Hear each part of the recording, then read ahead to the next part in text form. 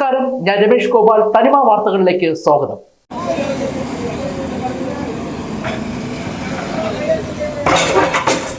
കാട്ടാക്കടയിലെ ഗതാഗതക്കുരുക്കിന് പരിഹാരവുമായി കാട്ടാക്കട ഗ്രാമപഞ്ചായത്ത്. ട്രാഫിക് കുരുക്ക് തുടർക്കഥയായ കാട്ടാക്കടയിൽ കുരുക്ക് ഒഴിവാക്കാൻ മുന്നിട്ടിറങ്ങി പഞ്ചായത്ത്. മെയിൻ റോഡിലെ തിരക്കൊഴിവാക്കാൻ ഇട റോഡുകളിലെ തടസ്സങ്ങൾ ഒഴിവാക്കാനുള്ള നടപടികളും ആരംഭിച്ചു.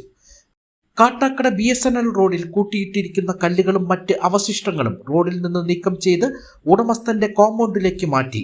പഞ്ചായത്ത് ഗതാഗതക്കുരുക്ക് ഒഴിവാക്കാനുള്ള പ്രവർത്തനങ്ങൾക്ക് തുടക്കം കുറിച്ചു. ഇതുപോലെ കാട്ടാക്കടയിലെ മുഴുവൻ ഇട റോഡുകളിലെയും തടസ്സങ്ങൾ നീക്കും. കാട്ടാക്കട ടൗണിൽ പാർക്കിംഗ് നിയന്ത്രണവും ഏർപ്പെടുത്തും.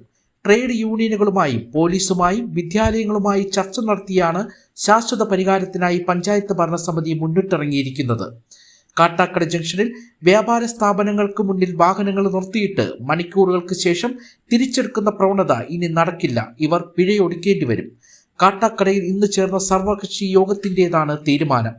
ഗതാഗത തടസ്സം മാറ്റി കാട്ടാക്കടയിൽ ഗതാഗതം സുഗമമാക്കുമെന്നും ഇതിനായുള്ള പ്രവർത്തനങ്ങൾ തുടരുമെന്നും പഞ്ചായത്ത് പ്രസിഡന്റ് BJ സുനിത പറഞ്ഞു.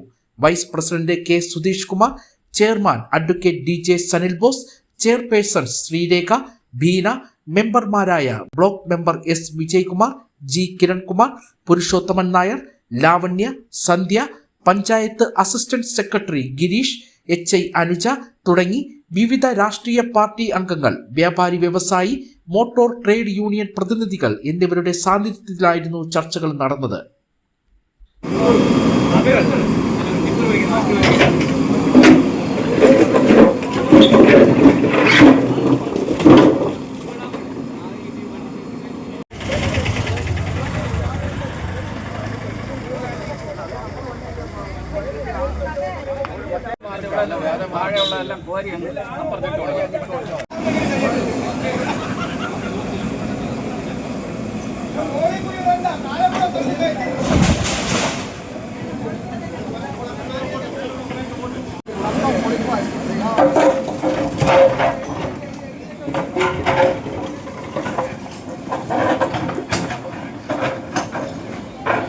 കാട്ടാക്കട ടൗണിലെ ഗതാഗത കുരുക്ക് പരിഹരിക്കുന്നതിന് വേണ്ടിയിട്ട് ഇന്ന് 3 മണിക്ക് ഗ്രാമപഞ്ചായത്തിന്റെ കോൺഫറൻസ് ഹാളിൽ ഒരു മീറ്റിംഗ് വിളിച്ചു.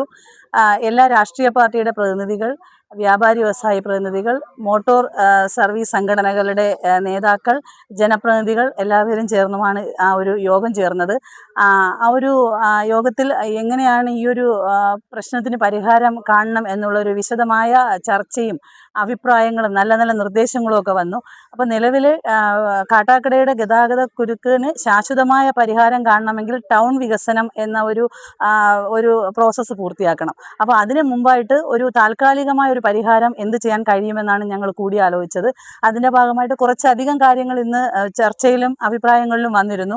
ബൈ റോഡുകൾ കൂടുതൽ ശക്തമാക്കിക്കൊണ്ട് ബൈ റോഡുകളുടെ തടസ്സം, ഇപ്പോൾ നമ്മൾ നിൽക്കുന്നത് BSNL റോഡിലാണ്. ഈ BSNL റോഡിൽ കുറച്ച് കരിങ്കല്ല് തുടങ്ങിയ കാര്യങ്ങളൊക്കെ കിടപ്പുണ്ട്. അപ്പോൾ മീറ്റിംഗ് കഴിഞ്ഞ് ഞങ്ങളെല്ലാവരും ഇങ്ങോട്ട് വരികയാണുണ്ടായത്. അപ്പോൾ ഇവിടുത്തെ ഈ റോഡിൻ്റെ കുറച്ച് സൈഡിലെ വിഷയങ്ങളൊക്കെ ഒഴിവാക്കി കഴിഞ്ഞാൽ ആ മൊളിയൂർ റോഡ്, ആ കൃഷിഭവൻ, അതുവഴി കയറി ഇതുവഴി പോകാം. ടൗണിൽ കയറാത്ത വാഹനങ്ങളെല്ലാം കുറേ അധികം ഇതിലൂടെ നമുക്ക് കടത്തിവിടാൻ സാധിക്കും. പിന്നെ വ്യാപാരികൾ ഇനി ഇറക്കി വയ്ക്കുന്ന കച്ചവടക്കാരുണ്ടെങ്കിൽ അതൊക്കെ മാറ്റി നടപ്പാതകൾ ക്ലിയർ ചെയ്തുകൊണ്ട് ഇറക്കി വയ്പ്പ് ഒഴിവാക്കി നടപ്പാതകൾ, ആവശ്യമില്ലാത്ത ബോർഡുകളെല്ലാം മാറ്റി നടപ്പാതകൾ ക്ലിയർ ആക്കി കൊടുക്കാൻ ആ ഒരു തീരുമാനം എടുത്തിട്ടുണ്ട്. പിന്നെ അതുപോലെ തന്നെ ചിന്മയ പോലുള്ള 1-2 സ്കൂളുകൾ, പിന്നെ ഈ ടൗണിലൂടെ പോകുന്ന സ്കൂൾ ബസ്സുകൾ, ടൗണിലൂടെ പോകുന്ന ആ സ്കൂളുകളുടെ ഒരു പ്രത്യേക യോഗം തൊട്ടടുത്ത ദിവസം വിളിക്കാൻ തീരുമാനിച്ചു. അവരുടെ റൂട്ട് മാപ്പ് എടുത്തുകൊണ്ട് അവരെ ഏതുവഴി ക്രമീകരിക്കാൻ കഴിയും എന്നൊരു ആലോചന ഇട്ടിട്ടുണ്ട്. പിന്നെ അതുപോലെ തന്നെ ഈ ഗുഡ്സ് ആട്ടോ, കാറുകൾ ഇങ്ങനെ റോഡിൽ റോഡ് സൈഡിൽ പാർക്ക് ചെയ്തിട്ടുണ്ട്. അപ്പോൾ അവർക്ക് സ്പെഷ്യലായിട്ടുള്ള സ്ഥലങ്ങൾ ക്രമീകരിച്ച് കൊടുക്കാൻ തീരുമാനിച്ചു.